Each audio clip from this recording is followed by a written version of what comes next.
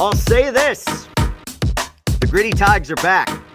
Boy, oh boy, oh boy, what a difference a week makes. What a difference a week makes when you don't have to play the Dodgers anymore. Tigers play 6 games this week. They win 5 of them. They're now over 500 after that brutal trip to start the season in Los Angeles. We're going to talk all about that. We got a little bit of college basketball portal news to talk about involving both Michigan and Michigan State. And we are going to discuss the if there's the Gritty Tigers, what does that make the Pistons? The motoring Pistons who clinched a playoff spot. And I do want to discuss that, genuinely. I do want to talk about that first time in 6 years. I want to give them their flowers today.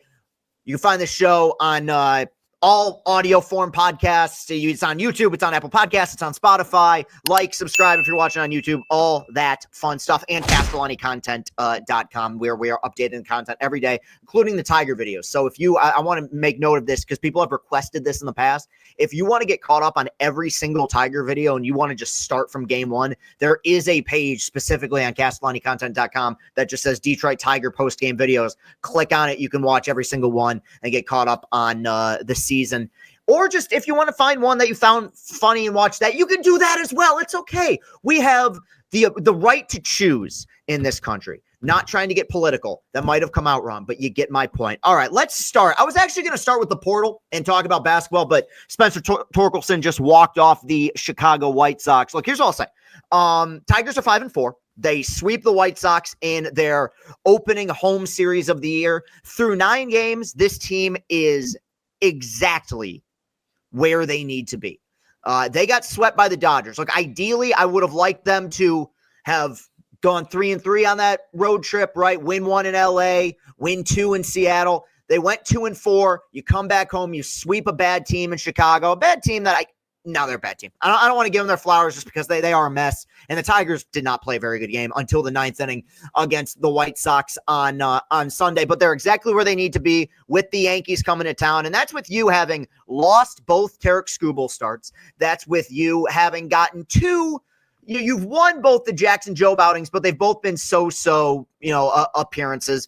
Not everything has gone great. You also have the injuries, and yet there's a lot of things to like, especially offensively. With the post-game videos, it's daily recaps. And I've said this before. I don't want to just come on here and say, well, on Monday they did this, and on Tuesday they did this, and no, let's talk about Wednesday. I'm not going to do all of that. I feel like it'd be redundant. And quite frankly, time moves very fast in today's society. I don't really feel like you guys need me to come on here and talk about, what Casey Mize did on Wednesday or, Tuesday, whatever it was. I don't know. Maybe you do. If I'm wrong, you're welcome to let me know in the comments. But the Tigers, obviously a home sweep of the White Sox. The first 2 games were workmanlike, efficient. That's exactly what you do at home against a bad team. They got out to early leads. They pitched well. And I think really the story of the season so far, because we knew the pitching was going to be good. The story of the season so far is what they're getting in regards to offensive production, because we knew this team was going to be down a few pieces, right? We know they're without Meadows, they're without Vierling, they're without Winslow, and I'll go as far as to say that has cost them 1 game so far, because the game they lost in Seattle where you had to pinch hit Hobby. I mean, who pinch hits Hobby? He had to because of the way that the roster's made up right now. In an ideal situation, those would be Parker at bats. Those would be Wenzel at bats. Those would be Vierling at bats. Even Glaber's currently on the IL. I think he's due to come back. You get my point. That there's just not a whole lot of depth there. But they have weathered the storm there, and the top of this lineup has been mashing. You've had Malloy seeing 7 pitches in at bat at the top of the order. Green, who only had 2 plate appearances, 1 at bat officially, came off the bench in Sunday's game, looks incredible. And I've brought this up before because people have asked me what the future holds for Riley Green. And the general response that I have is I feel like the year he had last year is indicative of probably the player that he's going to be for the next decade, which is a perennial 5 or close to 5 WAR player. He's going to have an 800 something OPS. He's going to play a good left field. Might never be an MVP caliber player who's going to put up a 7-8 WAR, but he's going to be really good for this ball club. So far, looks fantastic, and I think maybe to a certain extent I put the cart before the horse there because, I forget, the guy's 24 years old. This is somebody who had a 5-WAR season or would have had a 5-WAR season in basically his second full campaign of Major League Baseball, spent a fair amount of time on the injured list in his first year. There's still a lot of upside. The home run he hit in the home opener, that was one of the hardest balls I've ever seen hit at Comerica. So you got him seeing it well, you got Carey seeing it well, and then obviously the big story right now, the big surprise has been the production of Spencer Torkelson. And look, I've said I need a big sample size. I need a 100 at bat sample size before I'm like, okay, I think Torque is here, because this is the frustrating part, and you deal with it, right? It's no big deal, but the fact is, the numbers over the last 3 years for Spencer Torkelson are the numbers. Like, though that did happen. If you come on here and you're going to praise him now, you still can't undo the lack of production we've seen over the last 3 seasons. Baseball is an amazing game because more often than not, especially in the case of a player who's supposed to be, a hitter like Spencer Torkelson, the numbers tell the story. He was a -4 player, right? And last year, I mean, it was such a grind last year, the way how consistent his inconsistency was. And I don't know, maybe that's a contradiction, because the fact is he was pretty consistent. He was just consistently bad. Every count 0-2, pop-ups, double plays, strikeouts. I mean, just no confidence. You get the change of stance in spring training, in the offseason. The one thing I did say is I feel like the Tigers played this correctly, because the guy is still, by baseball standards, relatively young. You don't want to come into the season and say, you're done, buddy. See ya. Don't let the door hit you on the way out. And because you know what would happen, he would get released and signed with another team and start raking. They make the move to put Colt Keith at first base, knowing full well that Colt was not going to see 162 games at first base, and that Torkelson was going to have the opportunity to hit his way into this lineup. Look, we are barely 1% of the way into this season. Up to this point, this is kind of a dream start for Spencer Torkelson, and he finally had his big moment. He's had some big ones in the past, but the walk-off, I don't know if it went down as a double, but the walk-off base hit against the White Sox in what was a phenomenal ninth inning on Sunday. And I do want to talk about this team and their flair for the dramatic, but I want to just focus on Torkelson for a second. I made a point on Saturday where I said sometimes the most important pitches of an at-bat are the ones that you don't swing at. And I think that that's very true with Spencer Torkelson, because I think when you assess pitch by pitch, at bat by at bat from a season ago, and really throughout a majority of his first 3 years in the major league, sans maybe a 2-month run in the summer of 23 where he was really striking the ball, you really have to look pitch by pitch and see that this was a guy who was very in between and noticeably unconfident. And how can we tell that? Well, when it's, you're seeing breaking balls down the middle and you're taking them, and then you're chasing fastballs that are out of the zone. You're chasing changeups that are in the dirt.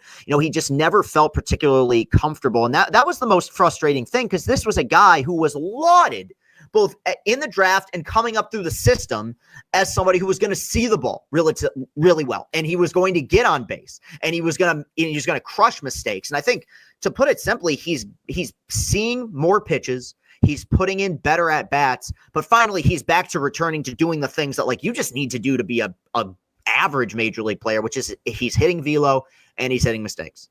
And, this is so needed for him. I mean, people ask me, you never want to get off to a bad start. We've seen a lot of it here. We've seen those 10 and 20 Aprils that just destroy you. But the one guy who you felt like really needed to get off to a solid campaign was Torkelson. I've actually noticed him playing some pretty good defense as well. Maybe that's just a small sample size. But yeah, I mean, look, we got a long ways to go, but this is really cool. And this has actually been, I think Sunday's game probably changed this, but this has been one of the more productive offenses in the sport. And, you look ahead and you think about what happens when Parker comes back, and what happens when Vierling and Wenzel and Glaber comes back. I mean, that's half the lineup that's out for you. And these are guys who gave you big moments a year ago. Vierling was a huge player for you. Parker was huge. Glaber was your big offseason signing. Wenzel had some monstrous clutch hits for you a year ago.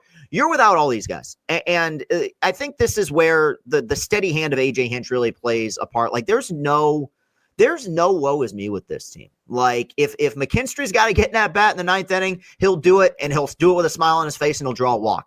Now, of course, I think the big reason for what we've seen over the last week is just, the offense looks good. And Jahan got called up after Glaber was put in the IL. I said in one of my post games, you never like to see a guy injured, but Jahan is a major league player, and Jahan belongs here in the major leagues. And if that means you got to give Riley Green some reps in center and send Kreidler down, so be it. I don't want to see Justin Henry Malloy later. The guy sees 7 pitches in that bat. He hits for power. This guy is going to be one of those dudes that's going to be a 10, 15-year major league vet who's going to get on base at an 800 club, who's going to have an OPS in the 800s for a majority of his career and crush lefties. I think that the trust that AJ has in him is growing because we saw him at the top of the order against righties in this series against the White Sox as well. I'm never going to apologize for my excitement following any sweep. I don't care if the team you're playing lost 120 games a year ago, which the White Sox did. I remember the Avila years. I remember not that long ago when there was no lead that was safe. If we pitched well, we didn't hit well. If we didn't hit well, we pitched well, which was more often the case. We'd usually pitch pretty well, and then we'd score 0 runs. You enjoy every one of these, and I think that Sunday game, it sounds strange to put it this way about a series against the White Sox, but that's kind of what separates the men from the boys in a sense where, look, you've won the series, and that's the goal, right? You want to win the series, but the good teams get greedy. The good teams stick the knife in, and they did not play a particularly great game against the White Sox offensively. They were way overly aggressive, I felt like, against Perez for a majority of that game. And after last season's tornado, right? After that anomaly that was the 33-11 run, beating the Astros, winning a playoff series, you did wonder, what are the elements of last year's team that are going to carry over, and what might be some of the elements that were just kind of fluky and magical? And that's not to say like I thought this team was going to be bad, but you go 33-11, you have to have some good luck. Okay, I don't think I'm being cynical with that take. And the one thing that is very clear, regardless of where this team finishes, the one thing that's clear going forward is that there is, as the kids say, an aura to this ball club where you just never feel like they are out of it. And a lot of it has to do with the approaches late in games, and I am going to talk about that. But to me, where it starts is the bullpen. Because when the Tigers were really good, I'm talking the Dombrowski years, the Mike Ilitch years, we had great starting pitching. But on the every so often, once every fifth day, possibility that one of those guys didn't have it, and he got pulled in the 4th inning, or he gave up, 5 runs and we found ourselves down 5-3 or what have you. The bullpen would come in and you turn it over to fucking Daniel Schlereth or one of these guys. Sorry, Daniel Schlereth catching strays. Austin and I were having a conversation about him over on opening day, or any one of these guys, like Luke Putonen, right? With these guys who are there to give you innings. They'd give up 2 runs, Darren Downs, they'd take your pick. And then all of a sudden 5-3 became 8-3 and the comeback became essentially irrelevant and guys were, going through the motions in the 9th inning. Jackson Jobe pitched 5 innings, 3 runs, 2 of them were earned. You hand it over to Brebbia, 2 scoreless frames, easy. You hand it over to Canley, 1 scoreless frame. I mean, did they get a runner to second base in those last 4 innings? That, to me, sets up all the pins, and it allows the offense to knock them down because good teams find ways to win, and having had experience with both a good team and a bad teams find ways to lose. Okay, the White Sox don't know how to win. We know this because they lost 120 games a year ago. So when you put pressure on a team, it's similar to in basketball, late in games. If you're not used to winning close, we saw it happen with Duke over the weekend, right? The second somebody kind of applied some pressure, they didn't know what to do, and the more experienced team came through, and the Gritty Tigers are back. I feel like I am talking with way too much excitement about a team that is 5-4, but you see the pieces, and there will be guys who start to slow down here. Okay, Dingler's not going to have a 900 OPS all year, but I gotta think, I don't think that they've pitched even their best baseball yet. Like I said, they've lost 2 Scooble starts. Jobe's going to figure it out at some point, but no, and I say that coming off of a weekend in which the only guy who gave up a run coming out of this pen was Kenta Maeda. I mean, I think that they're going to find more swing and miss. I think they're going to be better. And if you can get just some kind of version of this offense that can carry over once Parker and Matty and Glaber and these guys come back, they will be in first place for a long time. Really. I mean, this is very encouraging. I got to mention it because I didn't say it in my post game, not because I was some protest, but Javi was huge in the Sunday game, right? Probably could have been player of the game. I gave it to Torque, and I know he had the game-winning hit, and whatever. But for some reason, Javi torches the Chicago White Sox, which is very fun. But yeah, look, great week. You go to Seattle, you win 2, almost win 3. You come back home, and you sweep the White Sox and you find yourself above 500. Look, it sounds kind of weird to put it this way, but you go 5-4 over 9-game stretches all year, you're going to have a pretty darn good campaign. And that's kind of how I feel about this team right now. I think that they are in a good place. Got the Yankees coming to town. There was a time where you saw a team like that on the schedule coming to Comerica and you groaned. Now you welcome the challenge. Let's see what they can do against a team like the Yankees. Yankees are down, obviously, with Garrett Cole, so you're going to be facing Carlos Carrasco in one of those starts against Tarek Skubal. Go win another series, and anytime you beat the Yankees, you could argue that this whole thing started a year ago with the Williamsport game when Parker Meadows walked it off on Sunday Night Baseball, and then this team just got crazy hot. Maybe they can find that magic again, because they definitely did over the weekend against the Chicago White Sox. Good stuff, good stuff, good stuff. All right, we got to talk about the portal in college basketball, because this thing gets crazier every single year, and there was news that was so bizarre last week that when it was announced that Trey Holloman was transferring out of Michigan State on April 1st, people thought it was an April Fool's Day prank. I can't blame people. We're going to talk all about that. I do want to start with what happened with Michigan, because my feelings regarding the portal are so conflicted. It very much giveth and it very much taketh away. And I'm going to try to compartmentalize my thoughts in regards to how I feel about it as it pertains to the current age of modern basketball, and how it pertains to the team that I root for. So Jace Howard in the portal, wish him nothing but the best. 4 years at Michigan. He's going to play somewhere. Wonderful, wonderful human being, wonderful guest on Chris and Company as well.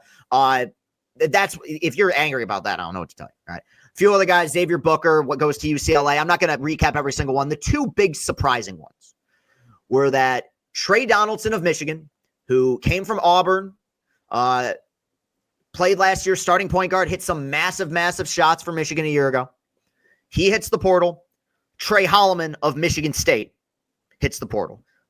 Ultimately became their sixth man once Jace Richardson was inserted into the starting lineup. Had some huge moments, obviously, the big dust up at center court with Michigan last year, kind of an iconic Spartan moment at the end of that regular season campaign. He was a Spartan dog. Obviously, terrible game in the Elite Eight against Auburn, but seemed like he was all in.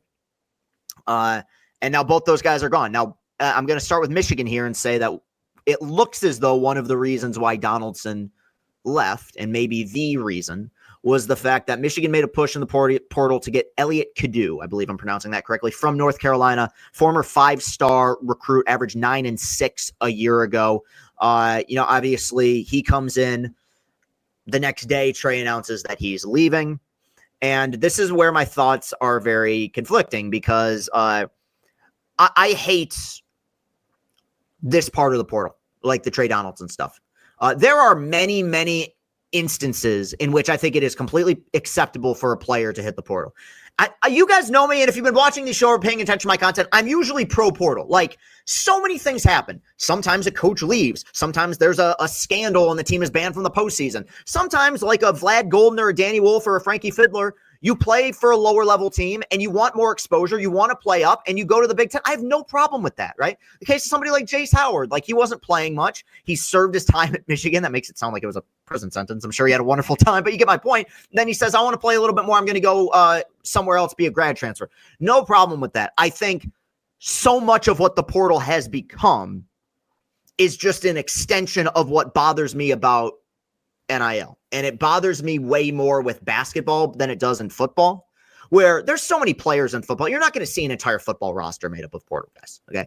Like, if you need a quarterback or receiver, hey, let's grab one out of the portal. That's fine. Okay. In general, I don't believe the age of, high school recruiting is ever going to die as it pertains to college football. You're always going to need to get your Bryce Underwoods of the world. You're always going to need to get your guys, your culture guys that are going to come in, that are going to develop together.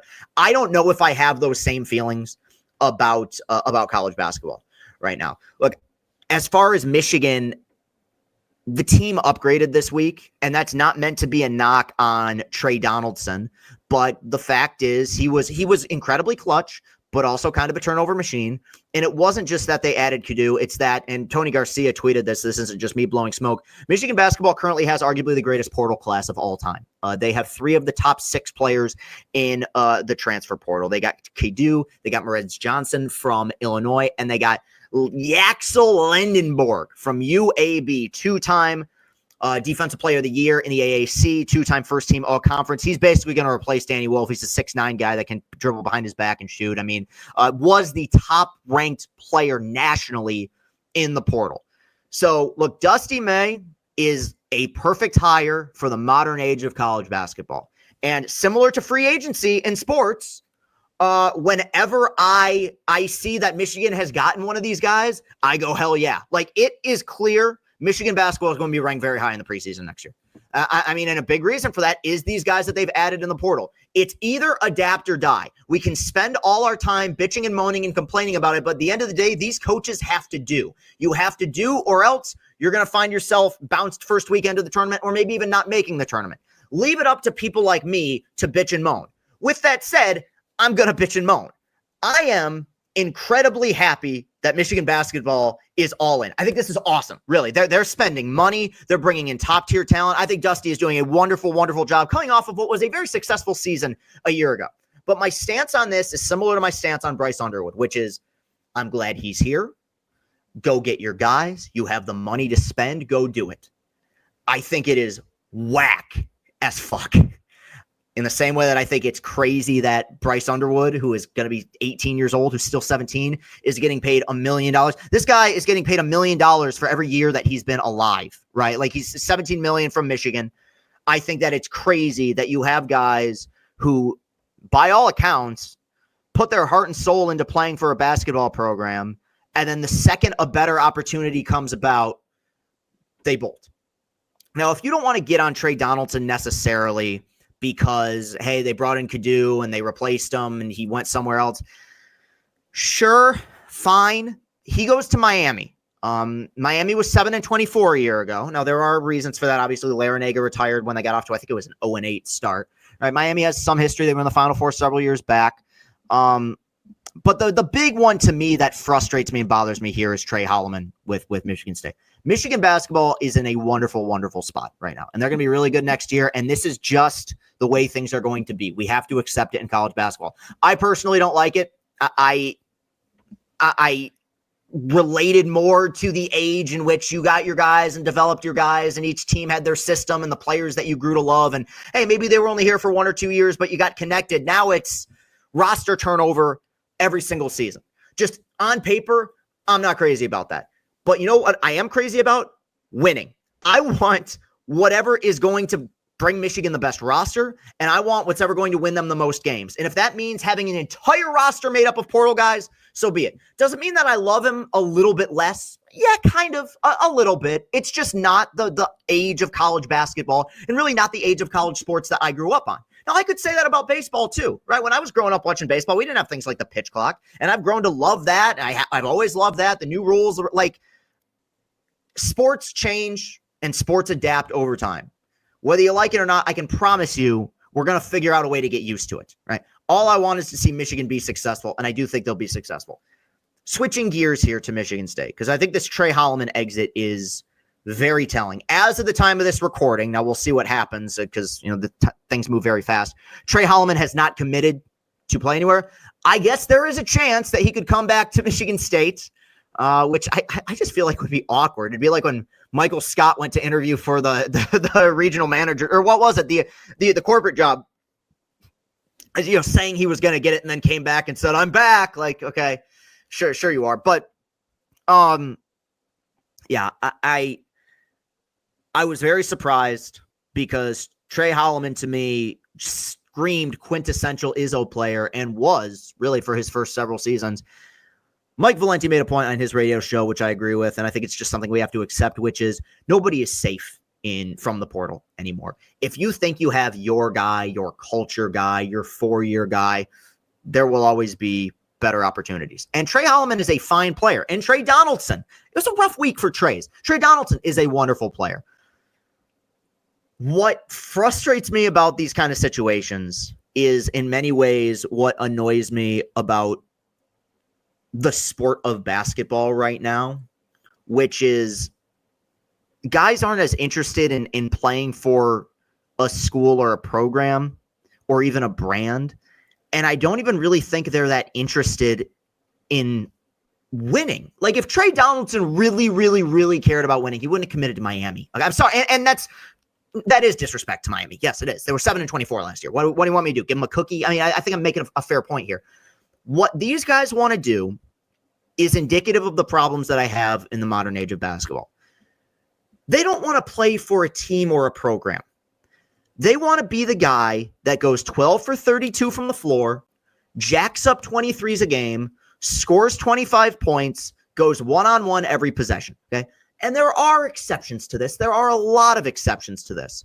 But when I think of Michigan and Michigan State basketball, I think of big brands. And I'm not going to pit them against each other in some sort of rivalry fodder. I mean, these are top-tier D1, like Magic Johnson, the Fab Five, Trey Burke, Cassius Winston. I mean, I could rip off 100 amazing college players that came from both of those schools, right? They're on national TV. They play in the Big Ten. We've seen them play for national championships, win national championships. Unless you're going to end up at like Kentucky, Kansas, or Duke, which I don't know, after what Duke did on Saturday, I don't even know if I can say that. There's nowhere to go but down. Unless you're getting paid more money. And that's the part of this that is where I'm most conflicted, because you're in college for a finite amount of time and it's life-changing money. Like, think about this. If you were to be told that somebody was getting paid $1 million, do you know how much you could do with $1 million?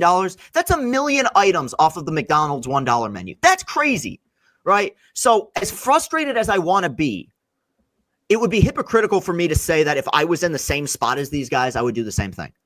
It is frustrating as a fan when you are somebody who does kind of grow attached to these guys and to these programs and existed, or his formative years were in a much different age of college basketball. But it's the way it is now.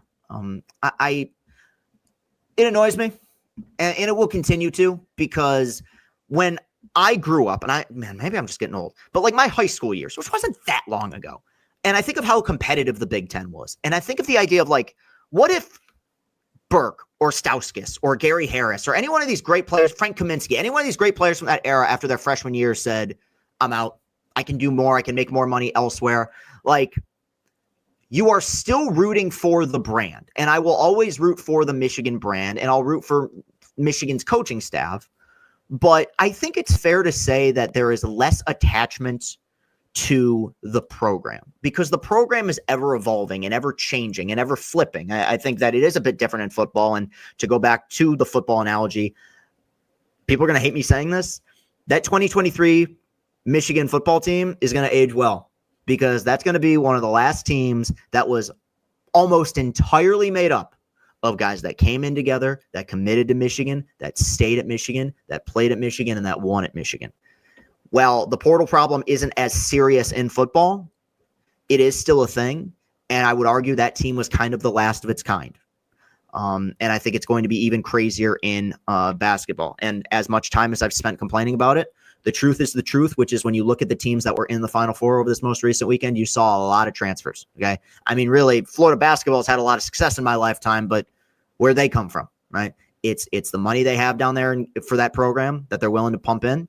And it's going out and getting transfers who are plugins right away. You know, this is what Dusty May is going to have to do. It's what Tom Izzo is going to have to do, and I don't know if he's going to want to do it.